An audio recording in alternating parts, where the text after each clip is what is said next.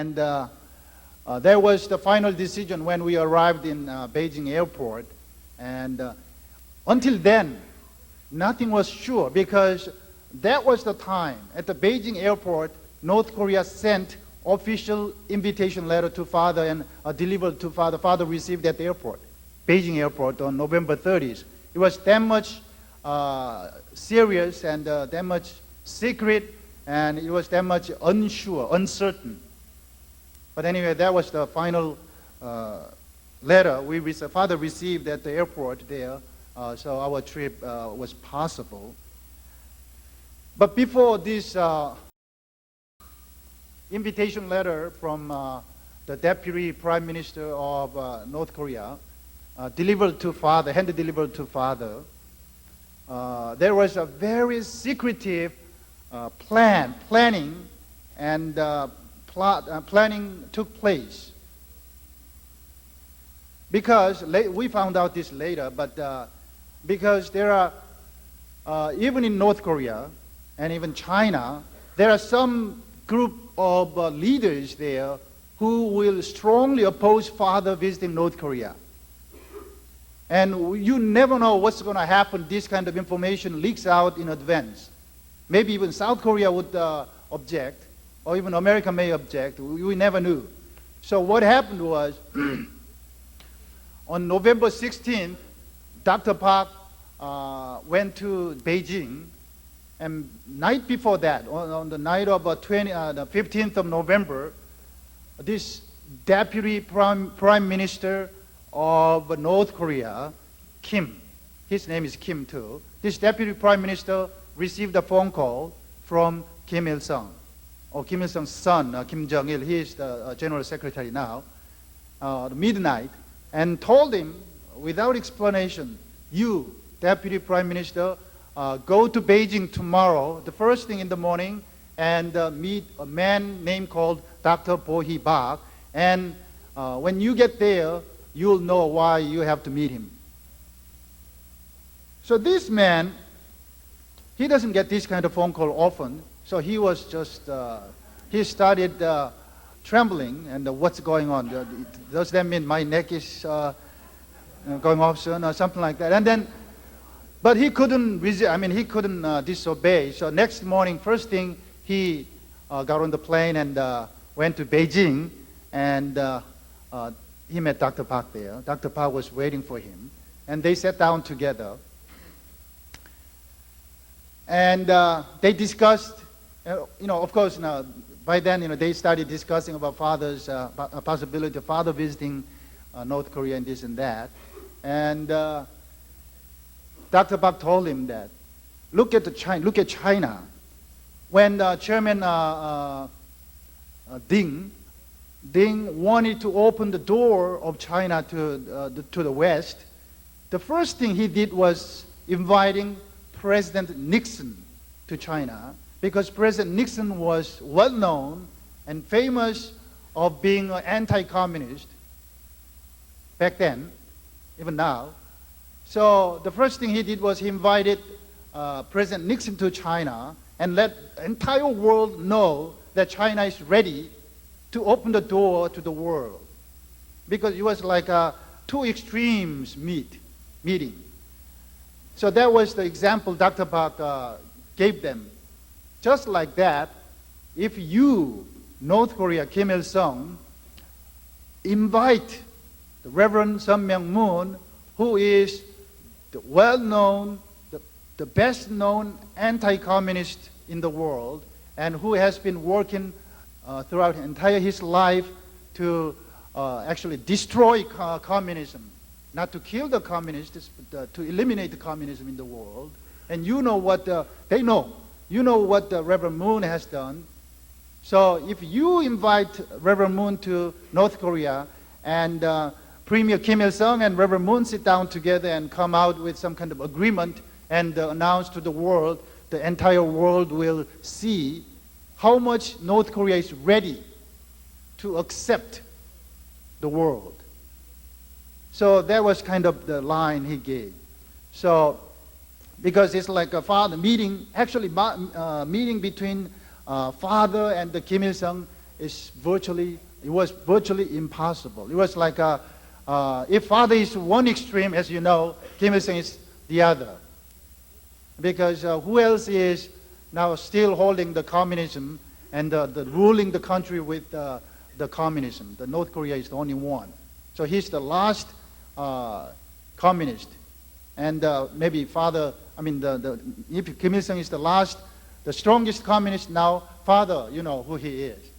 So another extreme. So it's like a North Pole and South Pole meeting together. That much impossible. But it took place. And then what happened was this man went back to Pyongyang and reported to Kim Il-sung and Kim Jong-il. And they said, okay, let's do that. So Kim Il-sung himself stamped it, gave it, okay. So he brought the letter and hand-delivered to father through somebody else in Beijing, of course, his people. So that's the way this trip started. And on top of that, how serious they were, as I told you, there were some opposition people. Could be some people who opposed this trip. So this Deputy Prime Minister Kim asked Dr. Park, by the way, do you have Reverend Moon's portrait or some picture? And he said, yes, I have. Dr. Park, I noticed that he had several photos of father and mother's family photos and the father's portraits and things like that.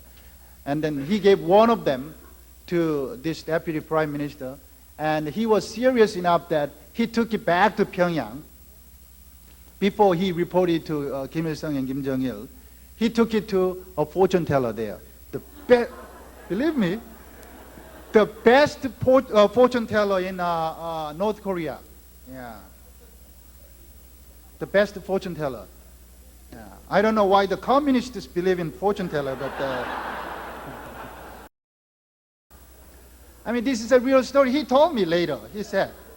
He was that much serious because if he makes mistake there, he knew that if he made mistake, he will lose his job. On top of that, he will lose his life. The country, the society is that much serious and rigid there still. Yeah.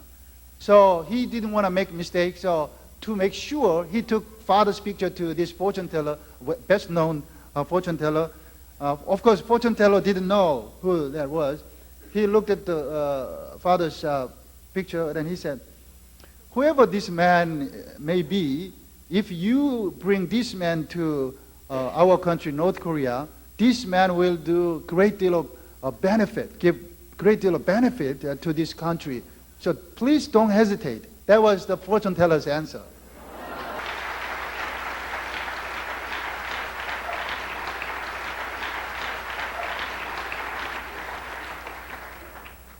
So Deputy Prime Minister felt easier to bring his report to Kim Il-sung. Of course, Kim Il-sung said, okay. So that's the way the invitation letter was delivered.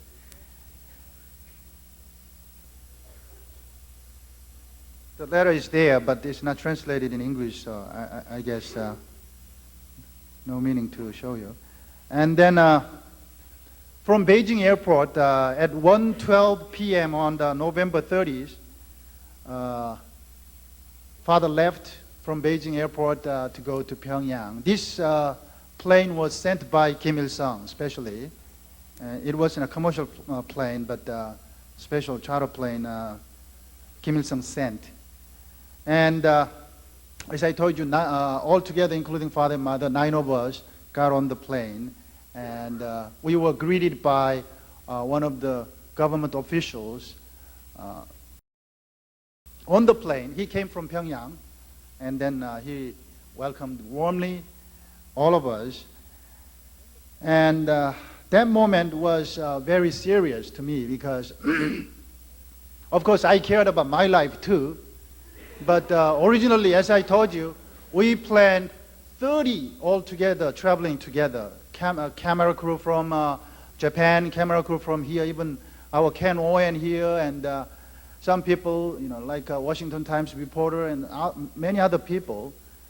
That way, I thought we would be more secure and, safe there. But then suddenly they trimmed the numbers to only the Koreans. And I started feeling, I have to confess that I had fear. As we got on the plane, it was totally different circumstance there. There was one small table between 4 chairs, and father and mother sat here, and I was sitting there in and out. But anyway, small table with some North Korean candies and nothing fancy. And then this plane was about 50 people, 50 seats plane size, not too big. But then we couldn't see anybody else but only North Korean pilot and stewardess there and the people there. Even those, even they were speaking Korean language, Korean, but totally different. The dialect is different, so different intonation. And of course we could understand, but totally different, strange environment there. And I started feeling, is this real? Then I thought, well, I don't want to die either, but no matter what, the bottom line is, I have to make sure, that was my pledge, I have to make sure, I don't know how much I can do, but I have to make sure that father and mother land in Beijing again in 7 or 8 days. That was my pledge and prayer there, but I didn't know how I could do that, what I could do there. So I was just sitting there and just frustrated and scared. And but when I looked at father was smiling and looked out the window, and he was waving hands. Because the rest of us couldn't come along. So they were standing at the airport and waving hands, just in tears to father and mother were waving, but I couldn't even wave my hands. And then soon I realized they had an announcement says, now we are crossing Yalu River, which is the borderline between China and North Korea. That made me in tears, because I never saw Yalu River, and I tried to look down, but I couldn't see clearly. It was not easy. Weather was kind of foggy and cloudy, that's why. But actually, I forgot one thing. The weather before, the November 29th, which is one day before we left from Beijing, weather was terrible in Beijing area, that so bad that they had to divert the planes which were coming to Beijing to another airport, a city called Tenzin or some place. So about 2,000 passengers had to be dropped off in Tenzin instead of Beijing because of the weather condition. But that day when father arrived, weather was good. Even though it wasn't really clear, but cloudy, but good enough. And because of that cloudiness, we couldn't see the Yalu River really well. But anyway, they said that's Yalu River. And then soon we arrived at the 3:30 p.m. We arrived at the Pyongyang airport. They call Sunan Airport. And then as soon as we arrived at the Sunan Airport, my problem was that we originally had the TV camera crew and still camera crew, everybody, but as I said, they all got dropped off. So I had to be a still cameraman, and Mr. Yoon had to be the video cameraman. So we started running around and tried to do our best to take pictures. I don't know how much we did. We gave the films to the professionals after we arrived. Anyway, as soon as we arrived at the Pyongyang airport, we saw, well, though we didn't know that they would give us film to us, I thought, well, if there is this many media here, TV cameras and the still cameras, maybe I don't have to do a lot. Because already North Korean TV crew and reporters were just packed. There were about 20 of them, and they were waiting. Besides this media crew, there were 2 important government officials waiting for father and mother arriving there. One of them was, as I said, Deputy Prime Minister Kim, who came to Beijing to meet Dr. Park. And he is a very powerful man in North Korea now. He's right under General Secretary Kim Jong-il. So Kim Jong-il, General Secretary, is running the country virtually now. Of course, he's a very good son. Yeah, he does everything for his father, his filial son. But anyway, this man is right under Kim Jong-il. He was waiting for there. And then another man, Mr. Yoon, he is the chairman of the committee which deals with Korean residents in foreign countries for North Korean government. And at the same time, he's one of the top 6 the powerful man in North Korea. The structure is briefly Premier Kim Il-sung, and under him is Kim Jong-il.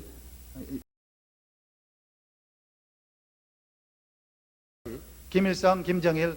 Kim Jong-il is, of course, General Secretary. Under him, I understand about 4 secretaries.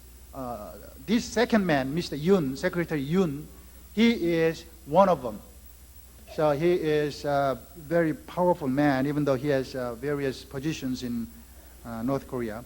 He was waiting there too for father. But this person later on shared a story that saying that even this man didn't know father was coming.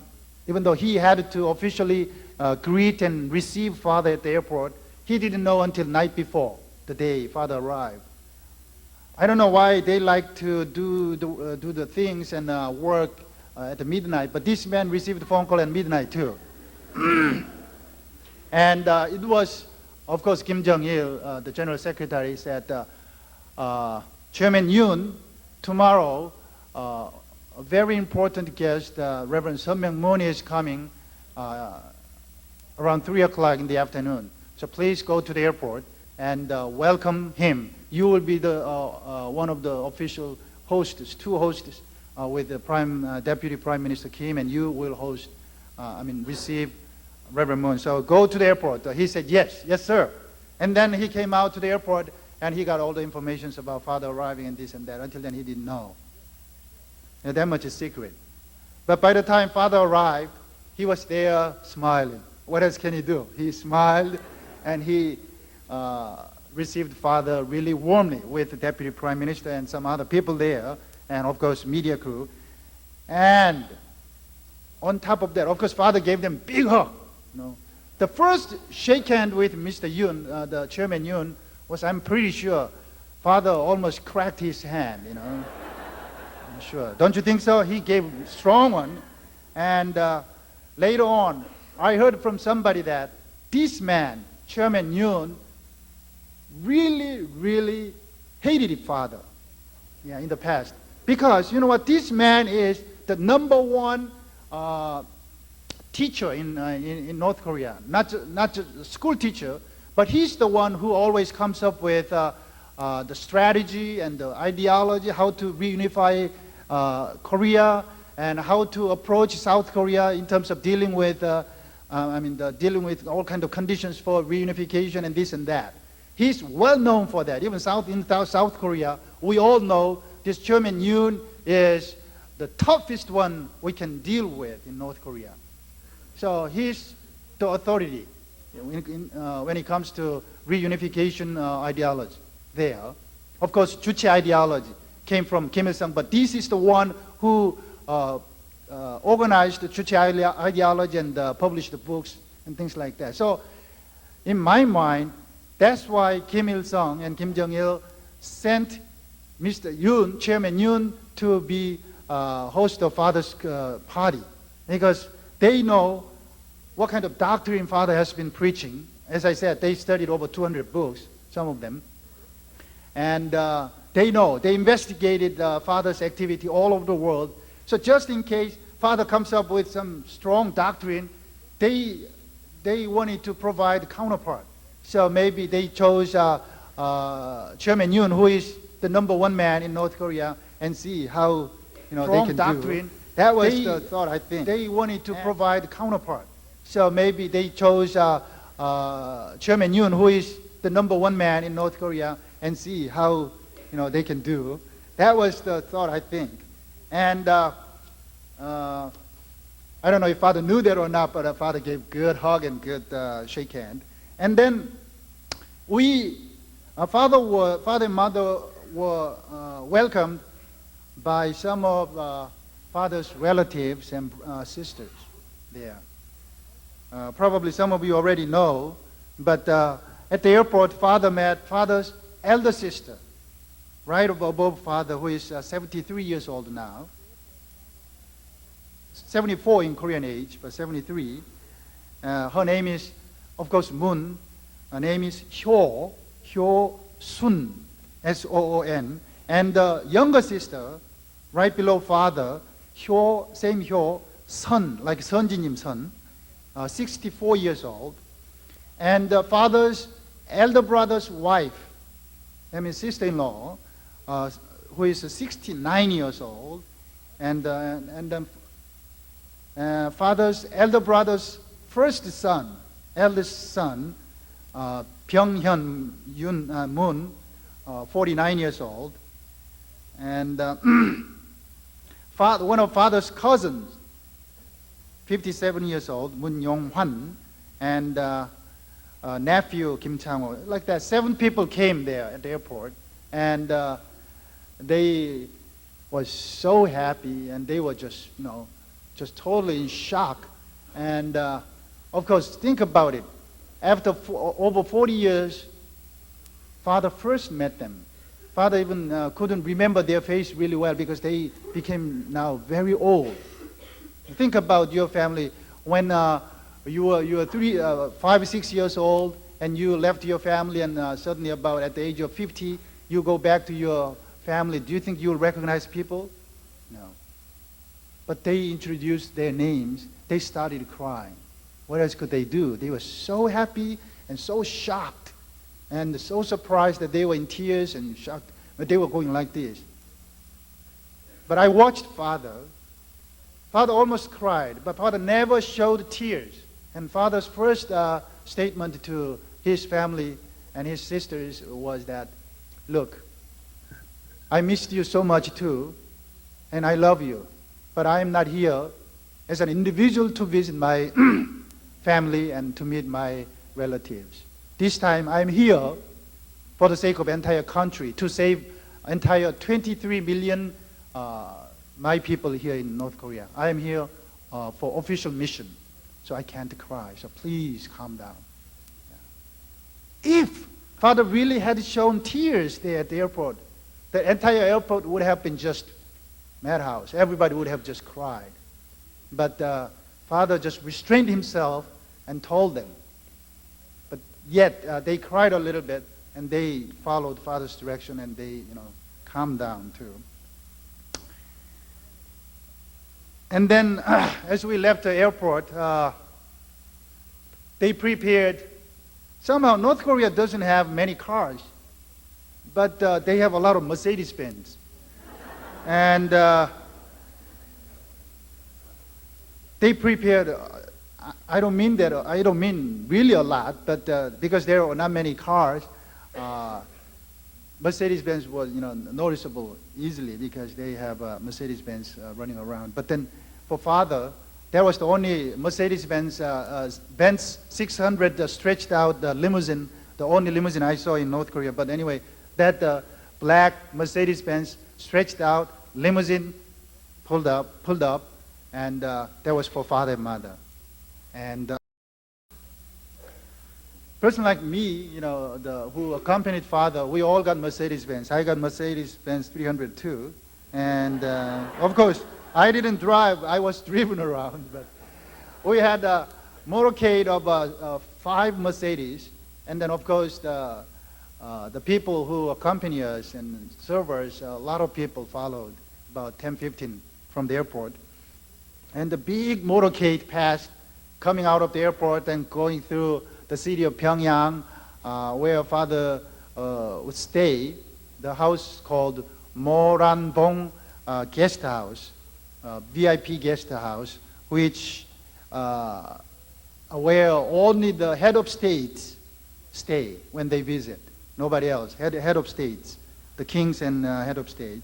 And as our motorcade passed the city of Phyångyang and the road from the airport, the strange thing was, I never saw this. Even in Moscow last year when we went to Moscow, of course, the patrol police led father's motorcade, and they always guided father wherever they went. But I never saw, like in Pyongyang, The difference was, in Moscow, of course, they guided father's motorcade, but in Pyongyang, more than that. Whenever father's motorcade passes, as I told you, not many cars, but there are cars, like a Sunday morning here, that many cars. All the cars, doesn't matter whether your car is going this direction or coming from that direction, all the cars on the road must stop. Doesn't matter whether it's a bus, truck, even the electric car on the road, they all stopped. Yeah, they all stopped until entire motorcade passed. And some of them were waving, and some of them were clapping, and some of them going like this. Yeah, they didn't know in the beginning who was in that limousine, but they somehow have experienced that whenever that kind of motorcade appeared, they know that some VIP is here. And then the two police patrol car was in front of our motorcade, so they are about 200 meters ahead. So they, if any vehicle didn't know we are coming and doesn't stop, then the police car just pulled up and just told them, stop it. So they pulled up the car to the side, and then we passed. But I didn't mean that I enjoyed it, but I mean, they showed that much respect to father. I mean, the entire government, North Korea, they gave that kind of special head of state treatment to father. Not even one minus head of state, but full head of state treatment to father. And as we arrived the guest house there, that's anyway November 30th, the first day. The house is really well built, Korean style, big house, big guest house. They call that Yeongbingwan guest house. And father stayed on the first floor, the guest room there, I mean the parlor room there for a while. And then he met there in the receiving room the Deputy Prime Minister again. He followed anyway. They had about 30 minutes talk. And even Deputy Prime Minister that time told father bold enough, this was the time period they constantly tested father by making some kind of statements abruptly, and sometimes, coming with some kind of questions, and all kind of, strange things. And suddenly he said, Reverend Moon, I respect you, but somehow I never thought about inviting you to North Korea because you have been hurting us all these years. You have been criticizing us, accusing us. You just did everything just bad against us. So why could I invite you? But only because there was order from the top, so I had to obey, so you are here. Think about it. Now, as a host, you received your guest to your house. Now in the waiting room, you suddenly come up with that kind of statement. Is it polite? Yeah. That was the way he tried to test the father. What father would say. Father gave a big smile. Big smile.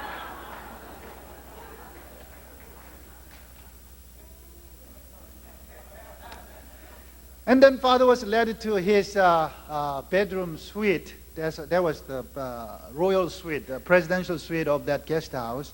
And it was about, I can say, it was pretty big. Altogether maybe about this grand ballroom size, but it was divided by 3-4 rooms. Anyway. And they decorated it really well, according to their standard. And then father washed himself and mother washed, and then we went to a party that night, welcoming party, prepared by the government, the North Korean government. There was about 100 people there, all the government officials, high officials, and as I told you, the chairman Yoon, who is the top authority of Juche ideology and the reunification the theory there, he spoke at the banquet first. Of course, it was a welcoming remark. Reverend Moon, you have done a lot of work all over the world, and this and that. We warmly welcome you. He was sincere. Warmly welcome you. Now, let's forget about the past, he said. Let's forget about the past. Past is not important, because past always bothered us. But now, we hold hands each other together. So this is more important. That was his remark. And he said, without having our motherland, there is no happiness. There is no life. He was emphasizing how important Father's motherland was.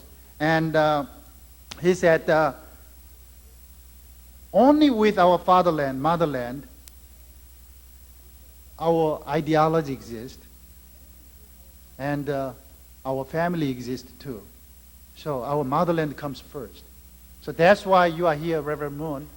So let's forget about past and let's become our friends, each other. That was kind of a welcoming remark. I thought it was very good. And then he closed it together. And Father, of course, to return his welcoming remark, he gave about 12 minutes of arrival remark there. That was Father's first official speech given to the entire 23 million people in North Korea, because it was an official gathering there.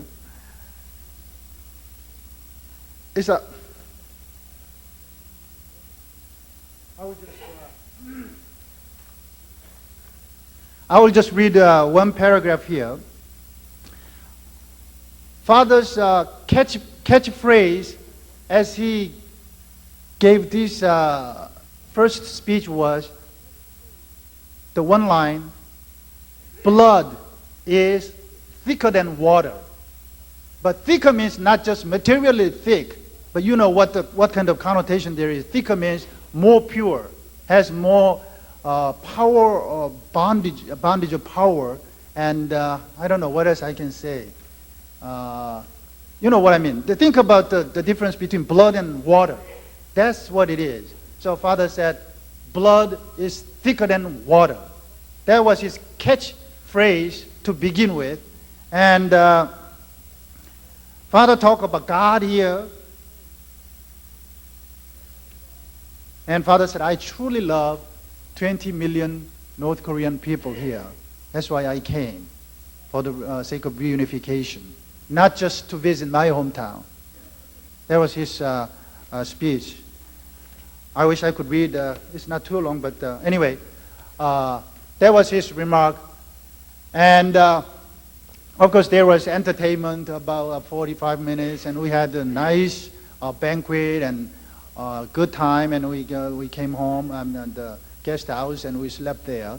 And we stayed up until midnight and to make a plan for tomorrow and this and that. But one thing, I'm not trying to put down North Korean system or the criticize at this point, but as you know and I know, we know well that the country is really tightly sealed. They don't have anything else to compare. It's like a cage, big cage there. So they don't know, most people in North Korea don't know what's going on in the world. There is only one official newspaper, only 6 pages long, not even a single line of advertisement, just government propaganda and report, straight report. And even this Father's guest house was not safe. Not safe in terms of sharing and communicating and dialogue, having dialogue. Often in Korea, we have a common saying, even walls have ears.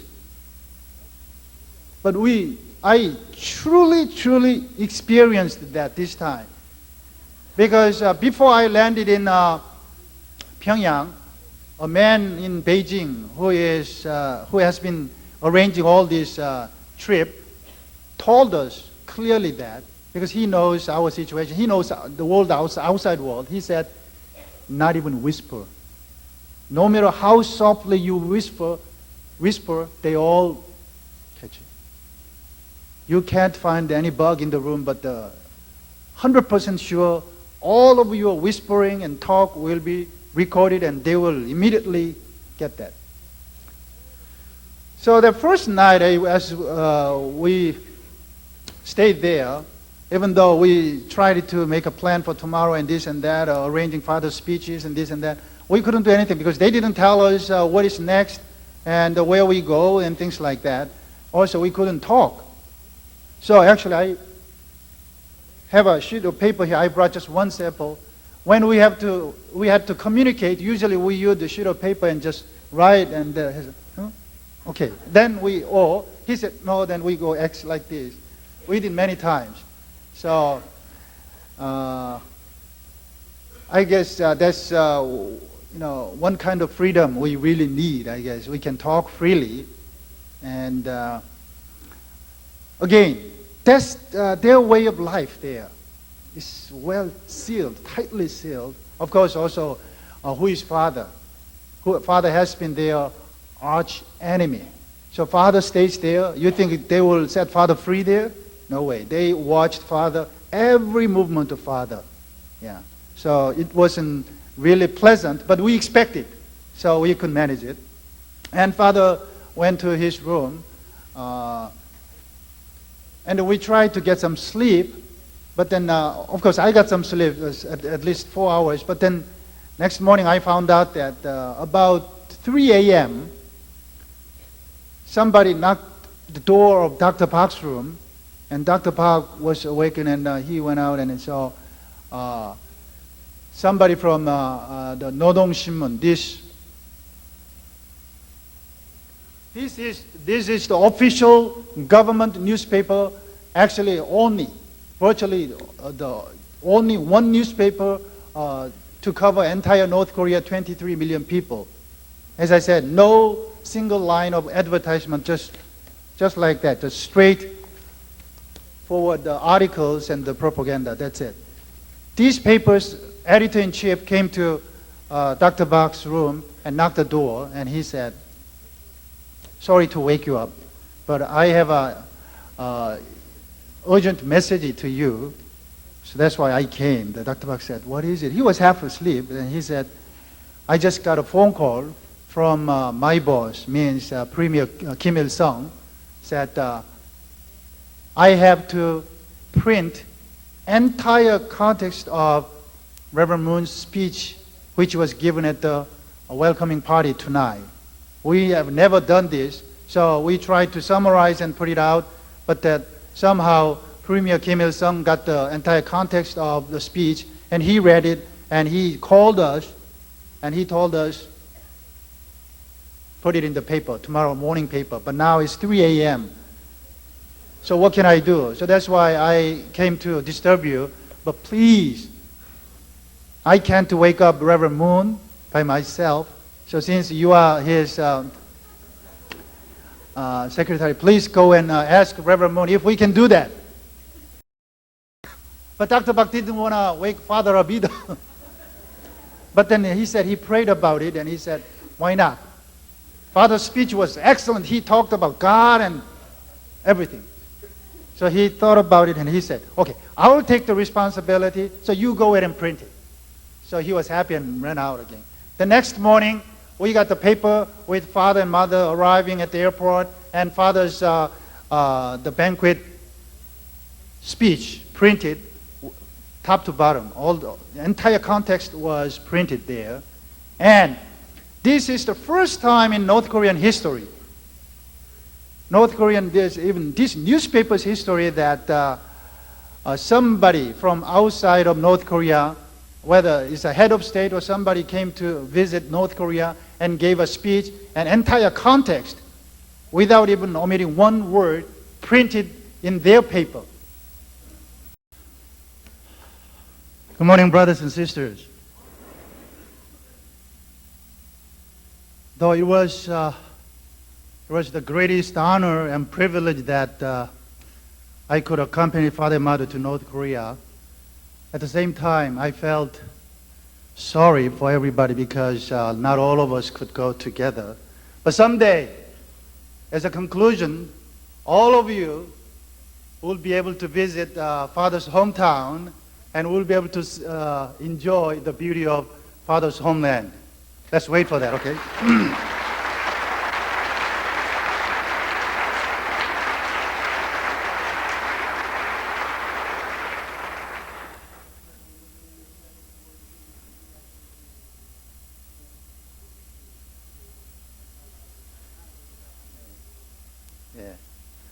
Father also says that because of the dispensation of tribal messiahship campaign, tribal messiahship homecoming campaign, because of this dispensation, actually Father visited his own hometown. Later on I will tell you what kind of homecoming Father made in his hometown. But anyway, because of this dispensation, it happened, Father says. In fact, one of the North Korean high officials whom we met in North Korea told us before we asked him, well, Reverend Moon, by the way, I know that you ordered your members, your movement for homecoming dispensation on August 9th this year. He said that. We didn't ask him. So that means they studied Father's doctrine, Father's life story, and Father's speech books, and they said up to 200 booklets they read. They are not just easygoing people. You know how tenacious and how sticky those communists are. They really, really studied inside out of our movement and what we learn, and in some way they were more knowledgeable and equipped than we are in many ways. Okay.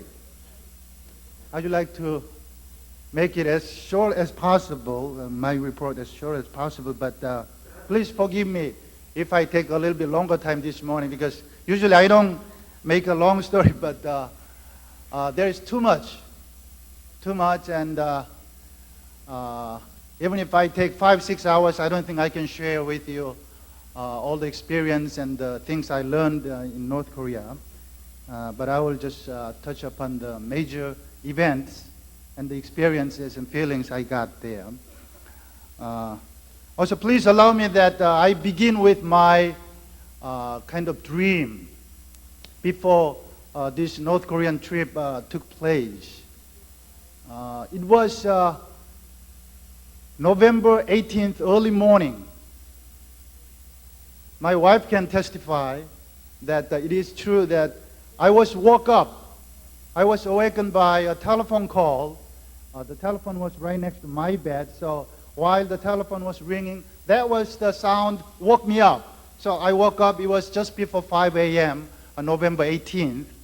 And then, of course, I was sleepy, I was in bed. Then as soon as I heard mother's voice in the telephone, I just sprang up. So sometimes my wife just teased me that whenever I get phone call from father and mother, I just spring up from the bed and I speak. Then it was mother who was in Korea. At that time, mother was preparing for the big rally in Korea, which gathered about 15,000 people, 17,000 women leaders from all over the country, Korea. And mother simply asked me, "Are you healthy enough to accompany me?" I said, "Yes, mother. Wherever you go, I will accompany." Then she said, "Maybe someplace colder than New York, so probably you may need a heavy coat, winter coat." But I didn't know what she was talking about, because back then we didn't have any idea of possibility of father visiting North Korea that soon, because I always thought, also we planned that way. If father goes to Pyongyang, he will go with maybe several dozens of head of states, like a summit council people and media people, big group, like 200 people. But then nothing was planned that way, so I didn't know what she was talking about. But in my mind, immediately what came to my mind was, father may be planning to go to visit Beijing, because Panda project is going on in China, and the father hasn't been at the Panda project site yet. So maybe father is planning to visit China. So since China is cold, that's what she meant.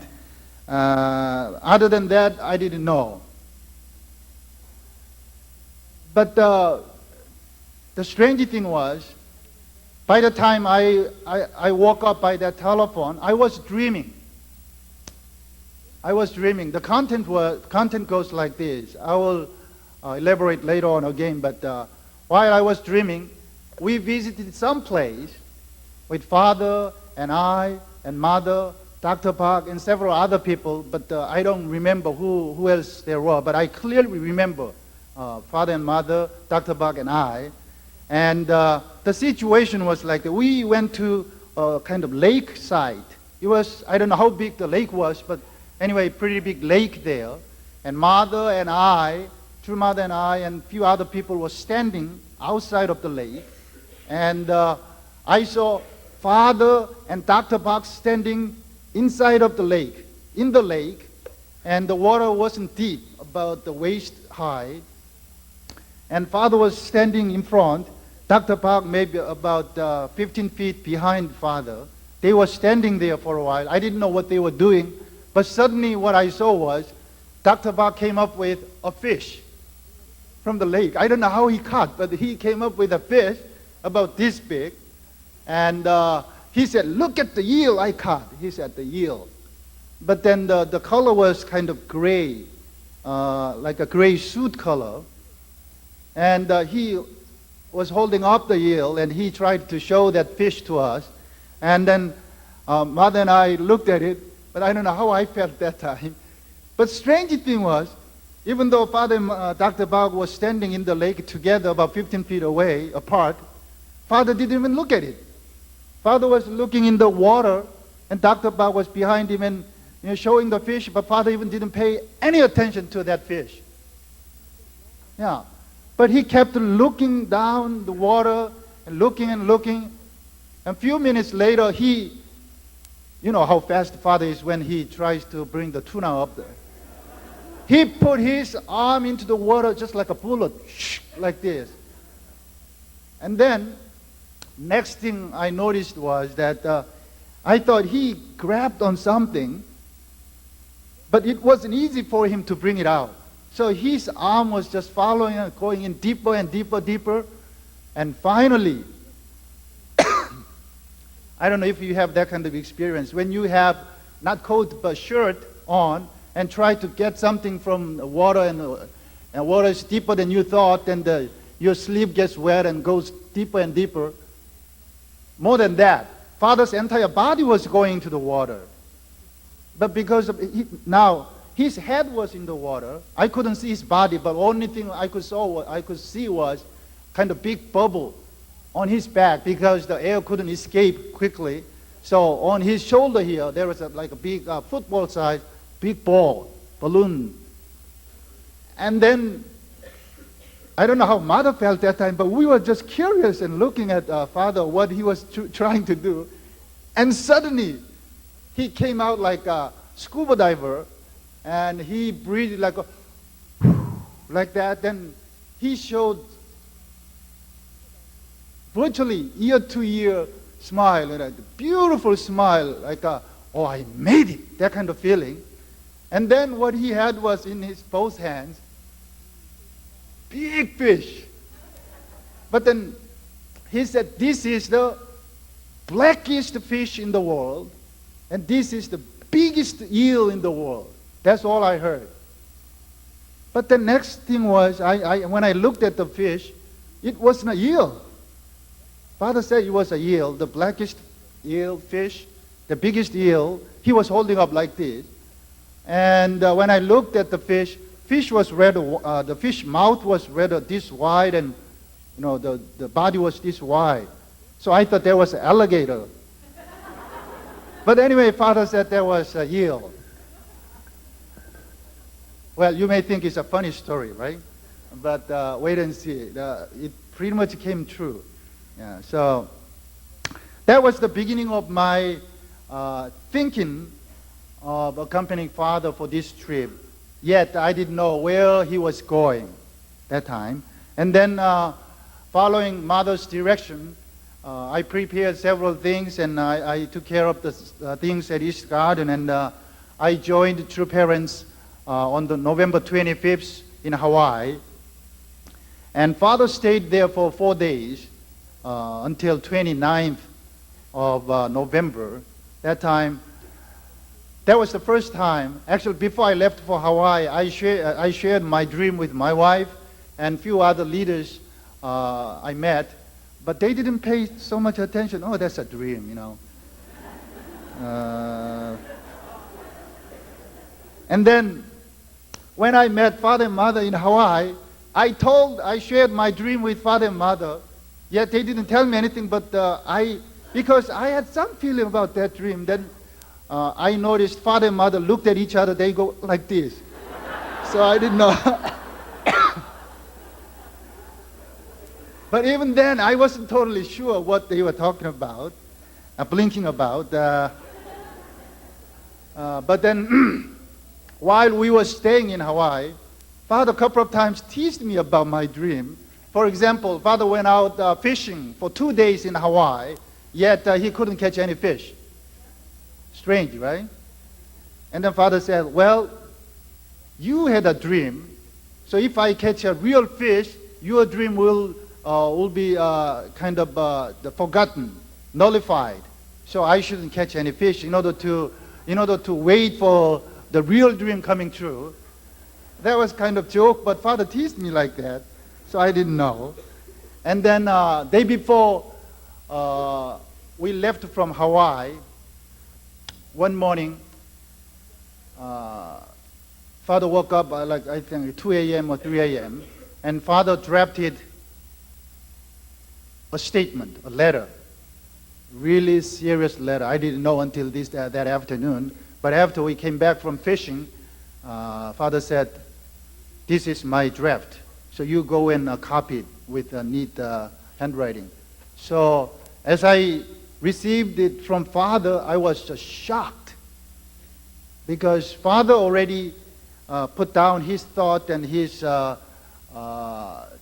contents which he wants to share with Premier Kim Il-sung. Yet Father said, this is not final. I am planning to do this, but nothing is definite yet.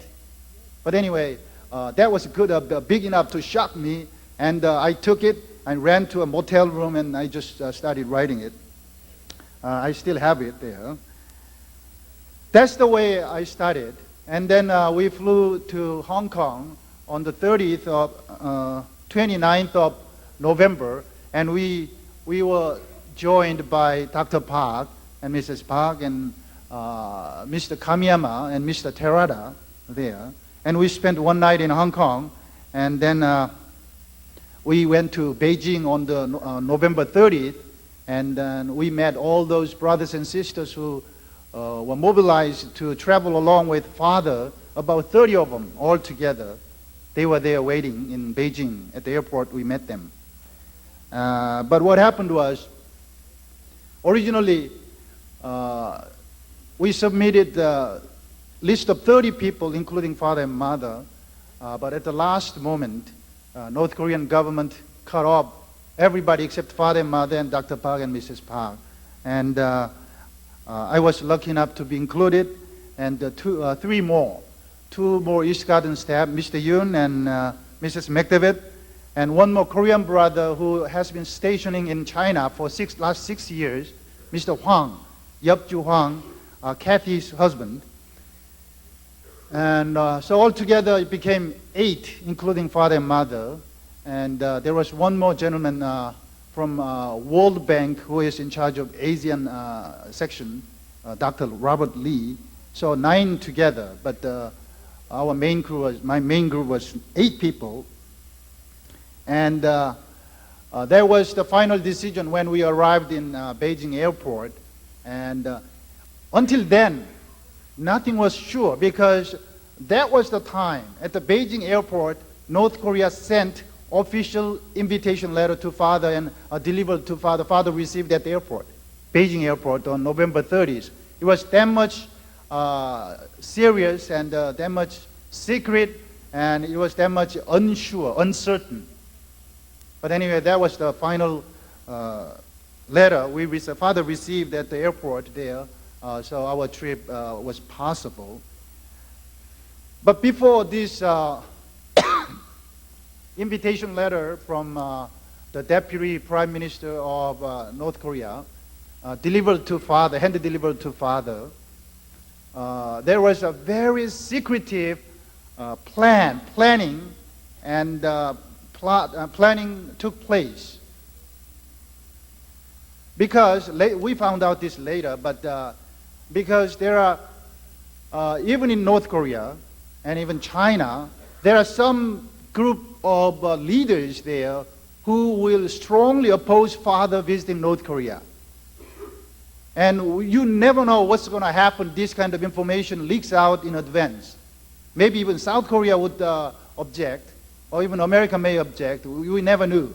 So what happened was, on November 16th, Dr. Park went to Beijing, and night before that, on the night of the 15th of November, this Deputy Prime Minister of North Korea, Kim, his name is Kim too, this Deputy Prime Minister received a phone call from Kim Il-sung, or Kim Il-sung's son, Kim Jong-il, he is the General Secretary now, midnight, and told him, without explanation, you, Deputy Prime Minister, go to Beijing tomorrow, the first thing in the morning, and meet a man named called Dr. Bo-hee Bak, and when you get there, you'll know why you have to meet him. So this man, he doesn't get this kind of phone call often, so he was just, he started trembling, and what's going on? Does that mean my neck is going off soon, or something like that? And then, but he couldn't resist, he couldn't disobey. So next morning, first thing, he got on the plane and went to Beijing, and he met Dr. Park there. Dr. Park was waiting for him, and they sat down together, and they discussed